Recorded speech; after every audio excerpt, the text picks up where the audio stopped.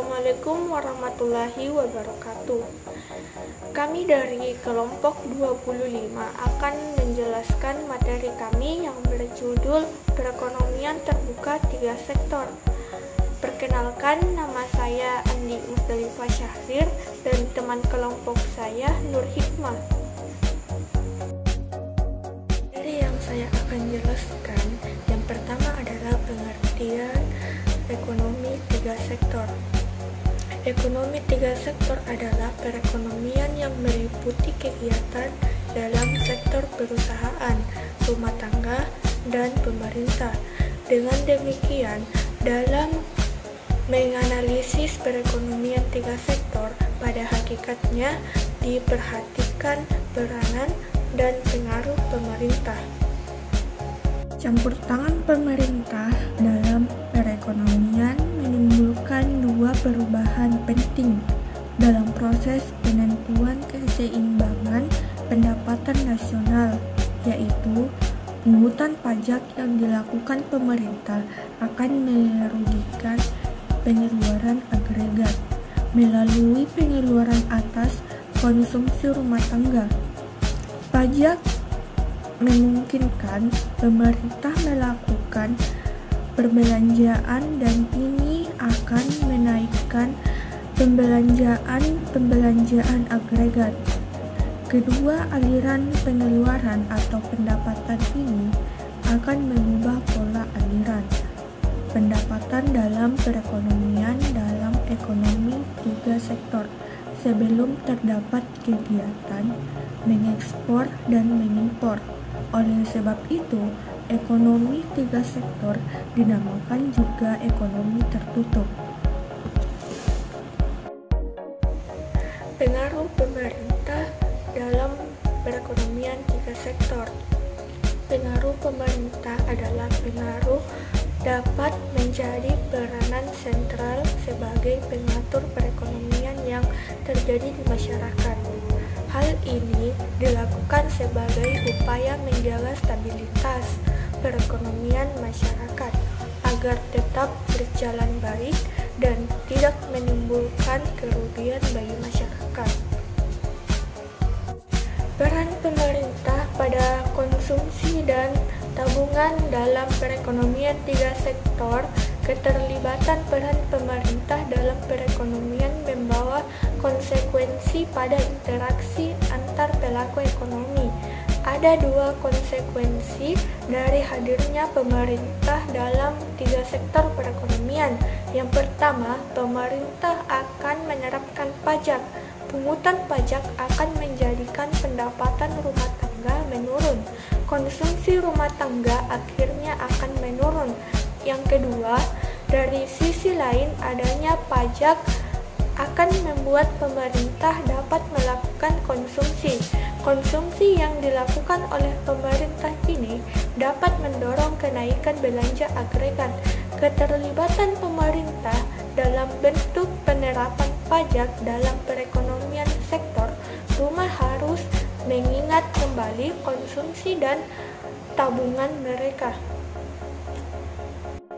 Peranan pemerintah dapat digolongkan menjadi 3, yaitu peranan alokasi, peranan distribusi, dan yang terakhir adalah peranan stabilisasi. Peranan alokasi. Peranan alokasi oleh pemerintah ini sangat dibutuhkan, terutama dalam hal penyediaan barang-barang yang tidak dapat disediakan oleh swasta, yaitu barang-barang umum atau disebut juga barang publik. Karena dalam perekonomian suatu negara, tidak semua barang dapat disediakan oleh swasta dan dapat diperoleh melalui sistem pasar.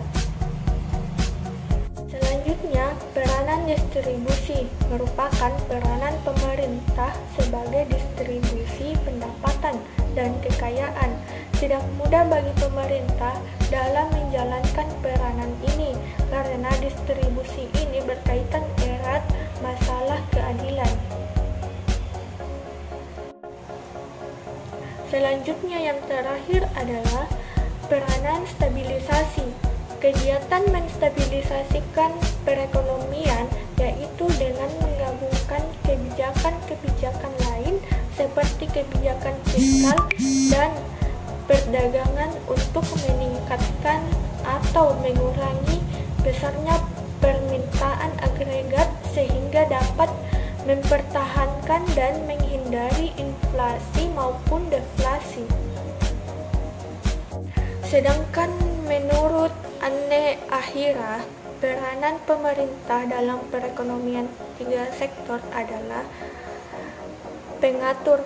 Pemerintah memiliki peranan sentral sebagai pengatur perekonomian yang terjadi di masyarakat.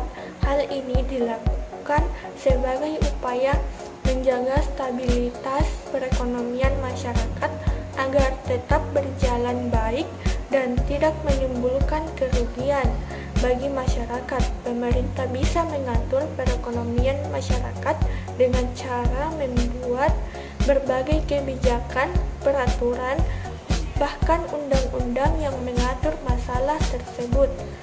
Selanjutnya, konsumen. Selain berbagai pengatur, pemerintah juga memiliki peranan sebagai konsumen produk barang dan jasa. Pemerintah harus menggunakan berbagai produk seperti alat kantor, perlengkapan negara, jasa aparatur negara, dan lain sebagainya. Selanjutnya, produsen. Pemerintah memiliki tugas sebagai produsen yang mengelola berbagai perusahaan negara untuk menghasilkan produk yang berkaitan dengan hajat hidup orang banyak. Selanjutnya, pajak. Pemerintah memiliki tugas untuk menarik pajak dari setiap wajib pajak untuk mempertahankan stabilitas ekonomi negara.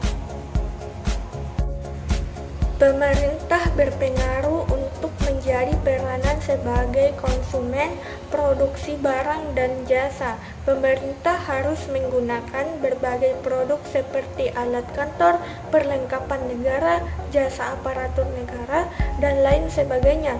Pemerintah berpengaruh sebagai produsen yang mengelola berbagai perusahaan negara untuk menghasilkan produk yang berkaitan dengan hajat hidup orang banyak. Pemerintah juga berpengaruh untuk menarik pajak dari setiap wajib pajak, mempertahankan stabilitas ekonomi negara. Pelaksanaan sistem perekonomian dalam suatu negara sudah pasti secara langsung atau tidak akan melibatkan peran serta pemerintah. Materi selanjutnya akan dijelaskan oleh Nur Hikmah.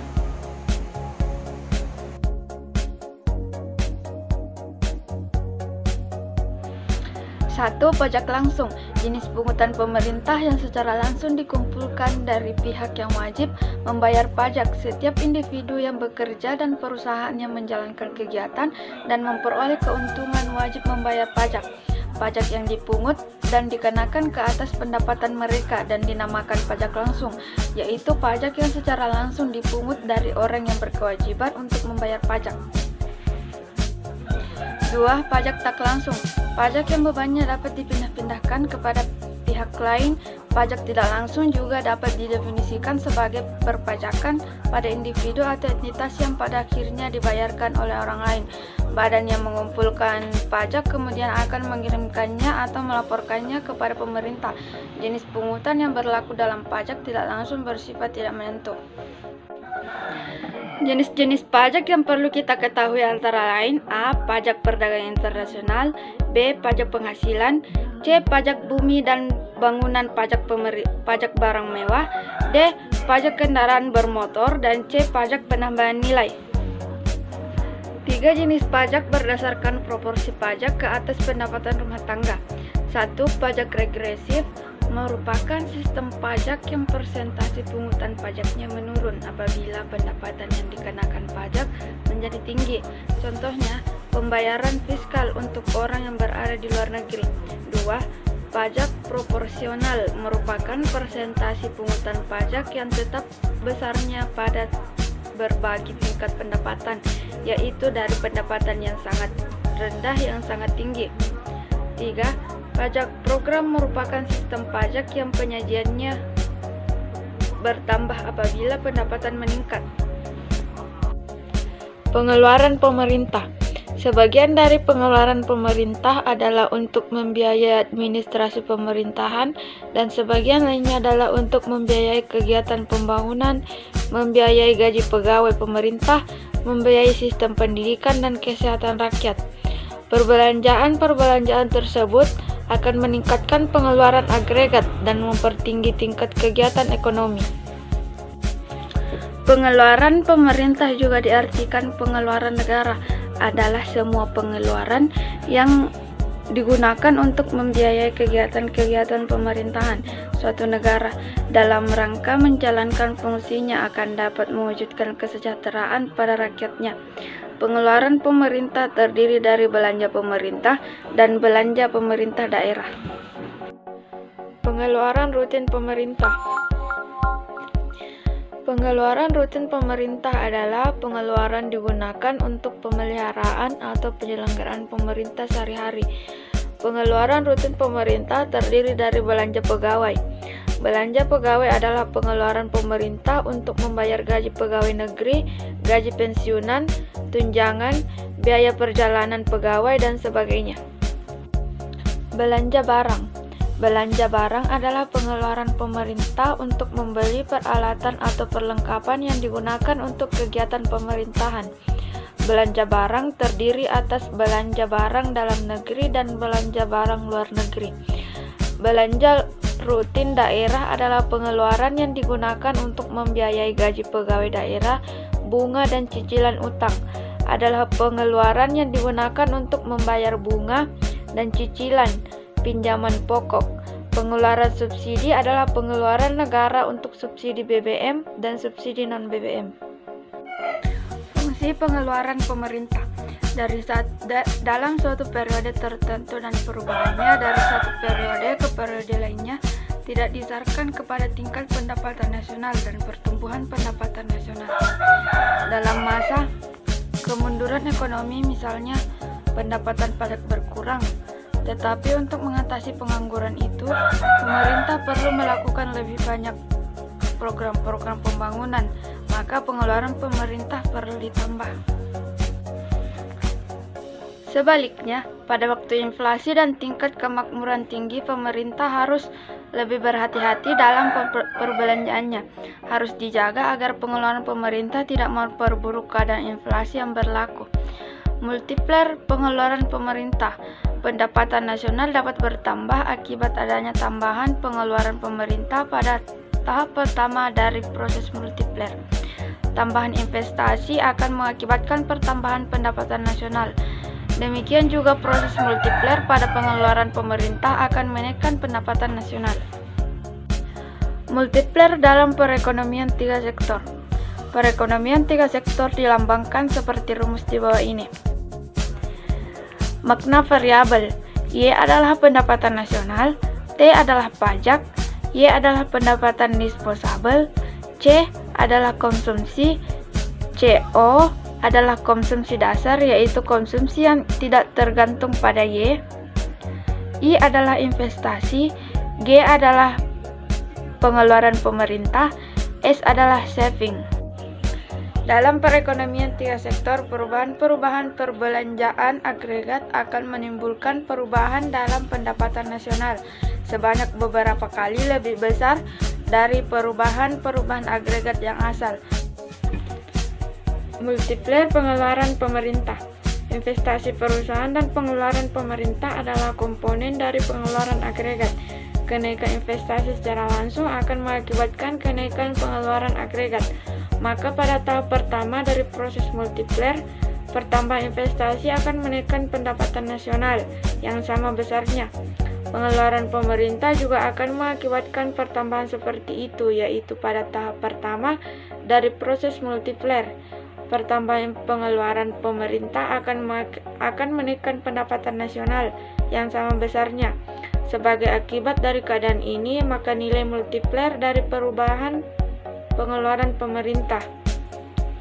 Materi selanjutnya yang akan dibacakan oleh Andi Musdalifah. Baik, saya akan melanjutkan materi yang sudah dijelaskan oleh Nur Hikmah. Selanjutnya, materi masalah perekonomian dan kebijakan fiskal. Kebijakan fiskal merupakan salah satu kebijakan untuk mengendalikan keseimbangan makroekonomi. Kebijakan fiskal bertujuan untuk mempengaruhi sisi permintaan agregat suatu perekonomian dalam jangka pendek. Selain itu, kebijakan ini dapat pula mempengaruhi sisi penawaran yang sifatnya lebih berjangka panjang melalui peningkatan kapasitas perekonomian. Dalam mengelola stabilitas makroekonomi, kebijakan fiskal akan berinteraksi dengan kebijakan moneter. Pengaruh kebijakan fiskal yang signifikan terhadap perekonomian dikemukakan terhadap Keynes. Sebelum Keynes, operasi keuangan pemerintah dipandang tidak memiliki pengaruh yang besar terhadap tingkat penyerangan tenaga kerja dan permintaan agregat. Peran pemerintah pada saat itu hanya sebatas merelokasikan sumber daya finansial dari sektor swasta ke pemerintah. Pandangan ini diantaranya dikemukakan oleh Saislau bahwa dalam kondisi full employment, setiap tambahan pengeluaran pemerintah akan menyebabkan penurunan pengeluaran swasta dalam jumlah yang sama, dan pengeluaran tersebut tidak akan mengubah terhadap pendapatan agregat. Pandangan tersebut kemudian diubah oleh Keynes, dan sejak saat itu ekonomi mulai menekankan dampak makro atas pengeluaran dan pajak pemerintah. Keynes menekankan bahwa kenaikan pengeluaran pemerintah tidak hanya memindahkan sumber daya dari sektor swasta ke pemerintah. Selain itu, Keynes juga mengemukakan adanya dampak berganda atau multiplier efek dari pengeluaran tersebut. Langkah-langkah pemerintah untuk membuat perubahan-perubahan dalam sistem pajak atau dalam pembelanjaannya dengan maksud untuk mengatasi masalah-masalah ekonomi yang dihadapi dinamika kebijakan fiskal dalam suatu perekonomian tertutup, yaitu perekonomian yang tidak menjalankan kegiatan perdagangan luar negeri. Dua masalah makroekonomi yang utama adalah pengangguran dan inflasi. Dalam usaha untuk menunjukkan konsumsi kebijakan fiskal dalam mengatasi masalah ekonomi yang dihadapi, bagian ini akan menerangkan dua hal berikut. Yang pertama, menunjukkan bentuk masalah yang mungkin dihadapi dalam perekonomian, dan yang kedua, menerangkan bentuk langkah kebijakan fiskal dalam mengatasi masalah ekonomi yang dihadapi. Masalah pengangguran dan inflasi tingkat kegiatan ekonomi negara yang wujud pada suatu waktu tertentu adalah berbentuk salah satu dari tiga keadaan berikut. Yang pertama, mencapai tingkat konsumsi tenaga kerja penuh. Yang kedua, mencapai masalah pengangguran. Dan yang ketiga, menghadapi masalah inflasi. Mencapai tingkat konsumsi tenaga kerja penuh, keadaan ini adalah ideal untuk setiap perekonomian dan merupakan salah satu tujuan penting dari menjalankan kebijakan-kebijakan ekonomi. Dalam perekonomian yang mencapai tingkat konsumsi tenaga kerja penuh, pengeluaran agregat yang sebenarnya wujud adalah sama dengan pengeluaran agregat yang diperlukan untuk mencapai tingkat konsumsi tenaga penuh. Dari presentasi kami dapat disimpulkan bahwa perekonomian tiga sektor adalah perekonomian yang meliputi kegiatan dalam sektor perusahaan, rumah tangga, dan pemerintah. Dan peran pemerintah dalam perekonomian tiga sektor adalah rumah tangga pemerintah dalam kegiatan perekonomian memiliki tiga peranan penting, yakni sebagai produsen, konsumen, dan pengendali perekonomian. Itulah presentasi dari kelompok kami. Semoga teman-teman yang mendengarkan dan menonton video ini bisa bermanfaat bagi kita semua. Terima kasih sudah menonton video kami. Wassalamualaikum warahmatullahi wabarakatuh.